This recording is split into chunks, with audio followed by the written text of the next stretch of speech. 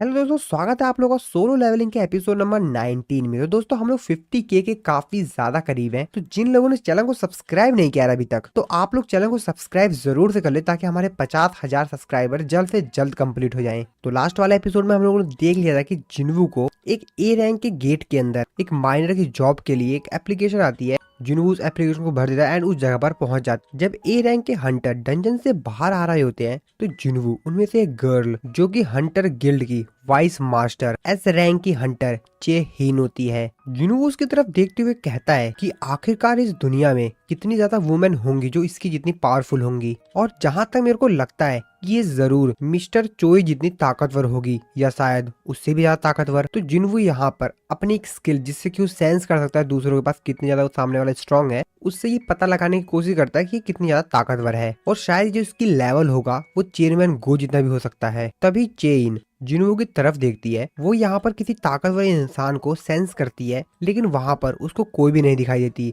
वो कहती है कि क्या ये मेरी सिर्फ इमेजिनेशन थी, क्योंकि कुछ सेकंड्स के लिए तो मेरे को ऐसे लगा चेयरमैन गो वहाँ पर थे, पर उनका वहाँ पर कोई सबूत भी नहीं है। और वैसे भी चेयरमैन गो काफी ज्यादा बिजी इंसान है, बिना नोटिस के वो यहाँ पर तो आएंगे ही नहीं। हालांकि वो यहाँ पर जिन्वू को देख नहीं पाती, क्योंकि यहाँ पर काफी सारे माइनर वाले लोग थे और उसको लग भी नहीं रहा था कि इनमें से कोई इतना ताकतवर होगा। जिन्वू कहता है इसकी सेंस काफी ज्यादा शार्प है, जितना मैंने एक्सपेक्ट किया था उससे तो बहुत ही ज्यादा है। इसके बाद माइनिंग टीम का जो लीडर होता है वो सभी लोगों से कहता है कि सभी लोग तैयार हो जाओ, अब हमारी बारी है। तो चलो सबके सब अंदर चलते हैं। जिन्वू बताता है ए रैंक का जो डंजन होता है वो काफी ही ज्यादा अलग होता है। गेट के अंदर से जो माना वेव्स निकल रही होती है उसको मेजर किया जाता है, और उसके हिसाब से ही किसी भी गेट को रैंक दिया जाता है। गेट की रैंक इस चीज पर निर्भर नहीं करती है कि उस डंजन के अंदर कौन से रैंक के मैजिकल बीस्ट पाए जाते हैं। और जैसा कि एक ए रैंक का जो गेट होता है वो बहुत ही ज्यादा अमाउंट में माना वेव्स रिलीज करता है, तो उसका जो साइज होता है वो भी काफी ज्यादा बड़ा होता है।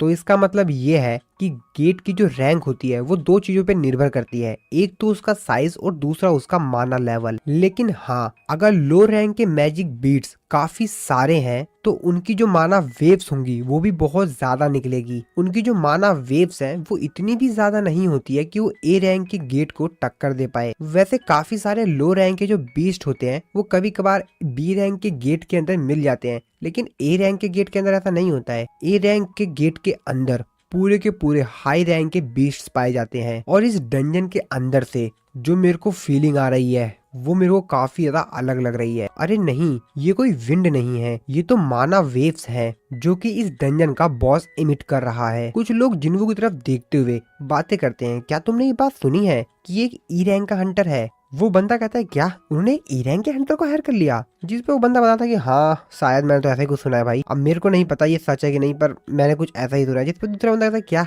यार हमारे टीम के लीडर को क्या हो गया, वो बंदा क्या सोच रहा है यार? तुमको लगता है कि ई रैंकर के पास इतनी ज्यादा स्ट्रेंथ होगी कि वो यहाँ पर कुछ गड़बड़ हो जाए तो कुछ कर भी पाए? चलो अब हम कर भी क्या सकते हैं, जो होना था वो हो ही गया। जिन्वू भी इन लोगों की बातें सुन लेता है। जिन्वू अपने मन में सोचते हुए कहता है एक ई रैंक के हंटर को कहीं पर भी उसका स्वागत नहीं किया जाता। मुझे नहीं मालूम ऐसा क्यों है, पर उसको हरदम बुरी नजरों से ही देखा जाता है। तभी उनमें से जो माइनिंग करने वाला एक स्ट्रॉन्ग बंदा होता है वो जिन्वू के पास आता है, उससे बोलता है भाई तू साइड में हट जा, तू हमको यहाँ पे ब्लॉक कर रहा है। जिन्वू उसकी तरफ देखता है। वो बंदा जिन्वू को उस चेहरा देखकर काफी ज्यादा डर जाता है। वो कहता है अरे ठीक है कोई दिक्कत नहीं यार, और जिन्वू आगे चला जाता है। वो बंदा जिन्वू तरफ देखते हुए कहता है कि क्या सच में ये एक ई रैंकर है? जिसके बाद होलिंग टीम जो होते हैं उसके जो मेंबर्स होते हैं वो काफी सारे बीस्ट्स की बॉडीज वगैरह होती हैं वो सब कुछ ले जा रहे होते हैं बाहर। जिन्वू बताता है कि जो होलिंग टीम के मेंबर्स होते हैं वो माइनिंग टीम से पहले डंजन के अंदर जाते हैं और जो भी अपना काम वगैरह होता है वो सब कुछ कंप्लीट कर देते हैं। और होलिंग टीम से भी पहले स्ट्राइक स्क्वाड जो होता है वो एंटर करता है डंजन के अंदर, यानी कि डंजन के अंदर सबसे पहले स्ट्राइक एंटर करता है और जितने भी बीस्ट होते हैं वो सबको हरा देता है, सिर्फ बॉस को छोड़कर। और होलिंग टीम के वहां पर सारा काम खत्म करने के बाद, यानी जितने भी बीस्ट के कॉर्प्स होते हैं उनको इकट्ठा करने के बाद फाइनली बारी आती है माइनर्स की, यानी कि माइनिंग टीम की, जो कि क्रिस्टल की माइनिंग करते हैं। और अगर इन लोगों को ज्यादा से ज्यादा प्रॉफिट बनाना है तो इसमें से कोई भी स्टेप्स स्किप नहीं होना चाहिए। तीनों के तीनों स्टेप्स कंप्लीटली होने ही चाहिए। ये जो हाई रैंक की बीस्ट्स होते हैं इनके जो कॉर्प्स होते हैं वो भी काफी ज्यादा कीमती होते हैं, क्योंकि इनकी हेल्प से काफी चीजें बनाई जाती हैं। तो बोन्स, लेदर, मीट एक्सेट्रा जितनी भी होती हैं ये सब की सब हाई रैंक के जो बीस्ट्स होते हैं उनकी ये सबकी हर एक चीज कीमती होती है और इसीलिए किसी भी एक पार्ट को भी नहीं छोड़ा जाता, वो सब कुछ इकट्ठा कर लिया जाता है जो भी हाई रैंक गेट्स के अंदर मिलता है। और यही अंतर होता है लो रैंक के डंजन के अंदर जो बीस्ट पाए जाते हैं उनमें और जो हाई रैंक के डंजन में बीस्ट पाए जाते हैं उनमें। तभी जिन्वू आगे देखता है तो वहां पर एक बहुत बड़ा बीस्ट होता है जिसको कि कॉर्प्स टीम के जो बंदे होते हैं रस्सी से बांध रहे होते हैं ताकि उसको वहां से बाहर ले जा सके। जिसके बाद जिन्वू आगे बताता है डंजन के अंदर से एक बार हर एक चीज इकट्ठा कर ली जाती है, उसके बाद बॉस को हरा कर गेट को क्लोज कर दिया जाता है और ये जितने भी स्टेप्स होते हैं इनको पूरी तरीके से कंप्लीट करना पड़ता है। तभी आप कह सकते हैं कि हाई रैंक के डंजन को आपने सक्सेसफुली क्लियर कर लिया है। माइनिंग टीम का लीडर जिन्वू से कहता है कि वैसे ही तुम्हारा फर्स्ट टाइम है ए रैंक के गेट के अंदर, है ना, तो तुमको थोड़ा सा सावधान रहना चाहिए। जिन्वू कहता है कि ये बीस्ट मैंने जितना एक्सपेक्ट किया था उससे बहुत ज्यादा बड़ा है। जिन्वू माइनिंग टीम का जो लीडर होता है उससे पूछता है कि एक बार अगर बॉस को हरा दिया जाता है, बॉस को मार दिया जाता है तो ये गेट क्लोज कर जाता है, कुछ ऐसा ही होता है ना। जिस पर लीडर उसको बताता है कि बॉस को तब तक नहीं हराया जाता है जब तक कि हॉलिंग टीम और माइनिंग टीम का जो वर्क है वो पूरी तरीके से कंप्लीट नहीं हो जाता है। जिन्वू से पूछता है कि अगर क्या हो बॉस इसी काम के बीच बाहर आ जाए तो। लीडर को बताता है कि वैसे ये होना बहुत ही ज्यादा रेयर होता है, ये कभी कभार होता है, मैक्सिमम टाइम तो ऐसा कुछ होता ही नहीं है और अगर ऐसा हो गया तो डंजन के अंदर जो भी है शायद मारे जाएं। जिन्वू लीडर से कहता है कि हमारे पीछे एक बहुत ही डरावना क्रिएचर है, तुमको डर नहीं लग रहा? जिस पे लीडर को कहता है कि बिल्कुल भी नहीं। वो बताता है कि वो हंटर गिल्ड में लगभग 3 साल से काम कर रहा है और ऐसा कुछ भी नहीं हुआ है और उसको काफी ज्यादा एक्सपीरियंस भी हो गया सब चीजों का और इसीलिए उसको इन सब चीजों से डर नहीं लगता। जिन्वू अपने मन में सोचते हुए कहता है कि बॉस जो माना वेव्स एमिट कर रहा है वो मेरी बॉडी का पूरा मेरा शरीर हिला के रख दिया है, वो बहुत ही ज्यादा तेज है और ये वेल्कन और मेटस से बहुत ही ज्यादा ताकतवर है। तो ये वही मॉन्स्टर्स हैं जिनको जिन्वू ने पिछले वाले जो नया डंजन था ना वहां पर जाकर हराया था जहाँ पर फ्लोर्स थे, तो वो उन्हीं की बात कर रहा होता है। जिन्वू आगे कहता है कि मिस्टर चोई और मिस्टर चेहिन ये लोग सच में काफी ज्यादा पावरफुल हैं क्योंकि ये ऐसे डेडली मॉन्स्टर से लड़ रहे हैं जो कि बहुत ही ज्यादा ताकतवर है। लेकिन हाँ, मैं अदर मेंबर जो है ए रैंक के मेंबर्स उनसे भी काफी ज्यादा प्रभावित हुआ हूँ। मिस्टर चोई और मिस्टर हेइन की तुलना में उनकी रैंक्स तो कम है लेकिन वो भी एक इम्पोर्टेंट रोल निभाते हैं जब भी वो डंजन्स के अंदर जाते हैं तो। और शायद यही रीजन होगा जिसकी वजह से ये लोग जो अपने रेड्स हैं उसको सेफली कर पाते हैं क्लियर। साथ में मिलकर ये लोग एक बेहतरीन और ताकतवर टीम बनाते हैं। ये स्ट्रॉन्ग हंटर्स इसलिए नहीं है क्योंकि इनकी टीम में काफी ताकतवर हंटर्स हैं, ये अपनी नॉलेज, सालों की जो मेहनत है, उनकी जो एक्सपीरियंस है उनके पास, उससे ये बहुत ज्यादा ताकतवर हंटर बनते हैं। इसके बाद जिन्वू पहुंच जाता है जहाँ पर उसको माइनिंग करनी है। जिन्वू काफी तेजी से माइनिंग करता है और अपना जो शर्ट उसने ऊपर पहना हुआ होता है उसको निकालता है। भाई उसकी पूरी बॉडी दिख रही होती है। ये देखकर बाकी जो अदर माइनर्स होते हैं वो काफी ज्यादा हैरान होते हैं। वो कहते हैं इसने कहा था कि भाई ये इसका पहला दिन है और भाई वो लोग काफी ज्यादा हैरान होते हैं क्योंकि जिन्वू की फुल बॉडी दिख रही होती है, पूरे मसल्स वगैरह दिख रहे होते हैं और जिन्वू काफी ज्यादा तेजी से माइनिंग कर रहा होता है। वो लोग तो बातें कर रहे होते हैं यार सच में ये ई रैंकर ही है ना या हम लोग को एक गलतफहमी वगैरह हो गई है। जिस पर दूसरा बंदा कहता है कि नहीं यार, इसका लाइसेंस तो अच्छी तरीके से चेक किया गया था और जहां तक मेरे को लगता है बिना इसके आईडी के चेक किए इसको तो यहाँ पर ज्वाइन करवाया भी नहीं गया होगा, तो इसकी आईडी चेक की गई होगी। आईडी के हिसाब से ये एक ई रैंकर है। जिसपे दूसरा बंदा कहता है कि भाई पर ये इस तरीके से कैसे कर पा रहा है, मेरे को इस चीज को एक्सप्लेन करोगे? अभी बेचारे दोनों कंफ्यूज होते हैं और जिन्वू अपना माइनिंग करने में लगा हुआ होता है। तभी यहाँ पर लंच टाइम हो जाता है। लीडर आता है, वो सभी लोग कहता है कि लंच टाइम हो गया, सभी लोग अब माइनिंग रोक दो। वो जिन्वू के पास आता है। जिन्वू उससे कहता है कि अरे नहीं, मैं यहाँ पर आने से पहले खा कर आया था तो आप लोग खा लीजिए। वो लीडर कहता है हाँ ठीक है, यदि तुम्हारी मर्जी। जिन्वू अब इस जगह पर अकेला होता है क्योंकि बाकी जितने भी माइनिंग करने वाले लोग होते हैं वो यहाँ से चले गए होते हैं अपना लंच करने के लिए। जिन्वू कहता है कि मैं अब अकेला हूँ, मेरे को इस अपॉर्चुनिटी को गंवाना नहीं चाहिए, मेरे को चलना चाहिए बॉस के पास और देखना चाहिए कि वहाँ पर क्या है, क्योंकि लगभग मेरे पास अभी 1 घंटा फ्री टाइम है तो मेरे को जल्द से जल्द बॉस के पास जाना चाहिए और एक बार देख कर आना चाहिए। जिन्वू जगह पर पहुंच जाता है। उसके सामने मॉन्स्टर आता है जिसको देखने के बाद जिन्वू कहता है भाई ये तो बहुत बड़ा यार, मैंने पहले ही कहा था ये मेटस जितना स्ट्रॉन्गर है या शायद उससे भी ज्यादा ताकतवर। जिन्वू अपना डैगर निकाल लेता है। जिन्वू कहता है कि मैं जानता हूँ कि ये मेरे लिए आसान नहीं होने वाला है लेकिन मेरे को ये करना पड़ेगा। पर मेरे को ये बात भी नहीं भूलनी चाहिए कि मेरे को बॉस को हराना नहीं है, क्योंकि अगर मैंने बॉस को हरा दिया तो डंजन के जो गेट्स हैं वो बंद हो जाएगा, और अगर ऐसा होता है तो हंटर गिल्ड को काफी बड़ा लॉस होगा। तभी पीछे से जिन्वो कोई बोलता है कि तुम यहाँ पर क्या कर रहे हो? मेरे सवाल का जवाब दो, मैंने तुमसे क्वेश्चन पूछा है, कौन हो तुम, यहाँ पर क्या कर रहे हो? तो असल में यहाँ पर मिसिस शाहीन आ गई थी। जिन्वो अपने मन में सोचते हुए कहता है कि ये काफी क्लोज कॉल थी, मैं बस उससे फाइट करने ही वाला था। जिन्वो उनसे कहता है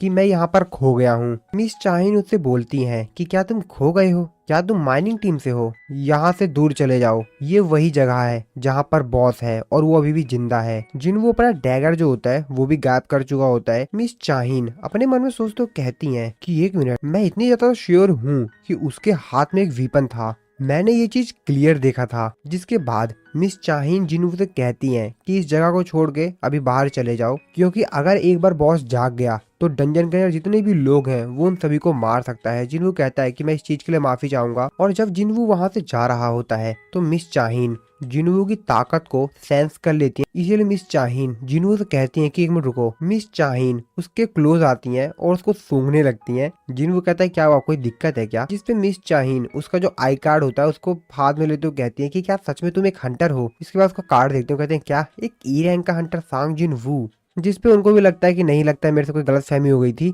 जिसके बाद वो जिन्वो से कहती है कि ठीक है, इस चीज को दिल पे मत लेना, तुम यहाँ से आराम से चले जाओ, और हाँ सावधान रहना, डंजन काफी ज्यादा बड़ा है। और फिर जिन्वो भी वहाँ से चला जाता है। मिस शाहीन जिन्वो की तरफ देखते हुए कहती हैं, मेरे को लगता है कि शायद ऐसा इसलिए हुआ होगा क्योंकि इसकी जो रैंक है वो काफी ज्यादा लो है, वैसे इसकी जो स्मेल थी वो भी काफी बेहतर थी। जिन्वो अपनी माइनिंग टीम के पास वापस आता है, वो सारी बात अपने लीडर को बताता है। उसका लीडर कहता है अच्छा तो तुम खो गए थे और तुम मिस्टर चाइन से मिले, तुम काफी ज्यादा लकीएस्ट थे, उनसे बातचीत करने की अपॉर्चुनिटी जिंदगी में एक ही बार मिलती है। वैसे मिस्टर चाहीन हरदम पेट्रोलिंग पे रहती हैं ताकि बॉस जो है वो अपने लायर से बाहर ना आ सके। वो बिल्कुल भी ब्रेक नहीं लेती, वो काफी ज्यादा अच्छी इंसान है। जिन्हों अपने मन में सोचते हो कहता अच्छा तो इसीलिए वो वहाँ पर थी। वैसे माइनिंग टीम का जो ये बंदा है ये काफी ज्यादा हंस रहा है क्योंकि इसने कभी भी बॉस को नहीं देखा, साथ ही में इसने किसी प्रकार की माना वेव्स को भी डिटेक्ट नहीं किया जो कि बॉस से निकलती है। अगर इसने ऐसा किया होता तब इसको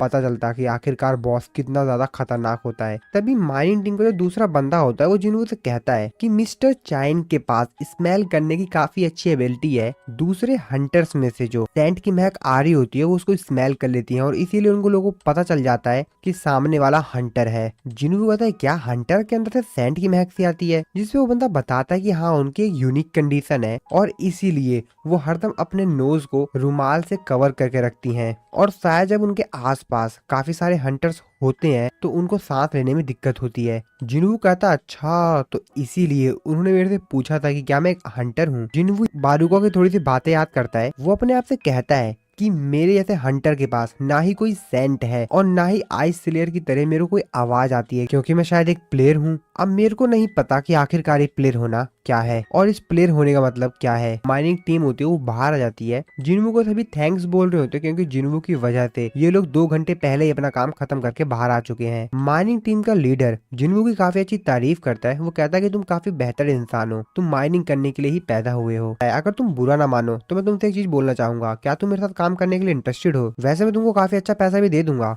जिन्वू कहता है कि अरे नहीं, आपके ऑफर के लिए शुक्रिया लेकिन मैं कुछ और काम कर रहा हूँ। लीडर उससे कहता है कि चलो कोई नहीं, वैसे कल का क्या इरादा है तुम्हारा? तुम चाहो तो कल भी मेरे साथ काम पर आ सकते हो। जिन्वू अपने मन में सोचते हो कहता है कि मेरी री इवेल्युएशन के लिए अभी भी 2 दिन है। जिन्वू से कहता अच्छा तो हंटर कल भी रेड पे जाएंगे, जिसपे वो बताता है कि हाँ कल भी हम लोग एक ए रैंक के गेट के अंदर जाएंगे। लीडर उसको बताता है कि कल हम लोग स्ट्राइक स्क्वाड बी के साथ जाएंगे ना कि ए के साथ। जिन्वू अपने मन में सोचते कहते क्या स्ट्राइक स्क्वाड बी? लीडर उसको बताता है कि यही तो हंटर गिल्ड की स्ट्रेंथ है, कोरिया में सिर्फ हम ही लोग ऐसे हंटर गिल्ड हैं जिसके पास 2-2 स्ट्राइक स्क्वाड है और वो दोनों स्ट्राइक स्क्वाड ए रैंक के गेट को क्लियर करने में सक्षम है और इसीलिए हम लोग अपना जो काम है वो बांट लेते हैं। जिन्वू से बोलता है तो मेरे को कल कहाँ मिलना है? लीडर को कहता है कि तुमने काफी अच्छा सोचा, मैं सुपरवाइजर से बात करूंगा और मैं उससे बात करके कहूंगा कि तुमको डबल पैसा दे क्योंकि तुम एक एवरेज माइनर से 5 गुना तेजी से काम करते हो तो वो तुमको डबल पैसा दे ही देगा।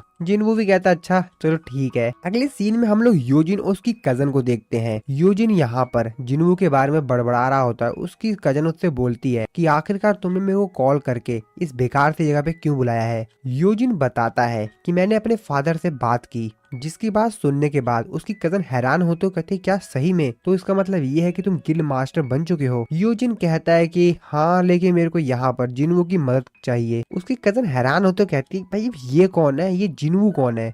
योजिन उसको अपना फोन दिखाते हुए कहता है कि ये देखो मेरे फोन में, लुक इसको ध्यान से देखो, ये मेरे कॉल को अवॉइड कर रहा है, ये बंदा वही है। उसने मेरे से कहा था कि कुछ समय तक वो मेरे से बात नहीं कर पाएगा, कांटेक्ट नहीं कर पाएगा, लेकिन हफ्ते बीत गए हैं, बहुत ज्यादा समय हो गया है। तभी टीवी पर न्यूज आती है कि ली मिन सुंग हेलियो स्टार रैंकिंग इवैल्यूएशन के लिए प्रिपेयर कर रहे हैं। योजिन भी न्यूज सुन के कहता है कि ये क्या बोल रहा है, ये रिसेंटली अवेक्ड हुआ है और ये अपनी रैंकिंग इवैल्यूएशन करवाना चाहता है। उसकी कजन उसको कहती है कि इसे शो ऑफ कर रहा है, इसने ऑलरेडी अपना इवैल्यूएशन करवा लिया है और इसको ए रैंक मिली है, ये सिर्फ एक पब्लिसिटी स्टंट करने की कोशिश कर रहा है। और ये बहुत ही ज्यादा ईगो में रहता था अवेक्ड होने से पहले ही, अभी अवेक्ड हो गया इसके बाद तो मैं इमेजिन भी नहीं कर सकती हूँ कि अब ये इसके पास कितना ज्यादा ईगो होगा। चलो ये सब छोड़ो, और वैसे भी मैं काफी ज्यादा बिजी पर्सन हूँ। और ऐसा कहते ही योजिन के पास जो फोन आ रहा होता है उसको खींच लेती है। वो कहती है ये किसका फोन आ रहा है, ये तो जिन्वू है, क्या तुम इसी की बात कर रहे थे क्या, ये देखो ये तो तुमको फोन कर रहा है। योजिन कहता है अरे हाँ इसका फोन आ गया, और फिर योजिन फोन पिक कर लेता है। योजिन जिन्वू से कहता है कि सर आपने कहा था कि आप कुछ दिनों तक कांटेक्ट नहीं कर पाएंगे, लेकिन काफी ज्यादा दिन हो गया है। जिन्वू उसको बताता है कि हाँ मैं डंजन्स में था तो इस वजह से मेरे को थोड़ा सा ज्यादा समय लग गया। वैसे क्या तुमने अपने फादर से बात की।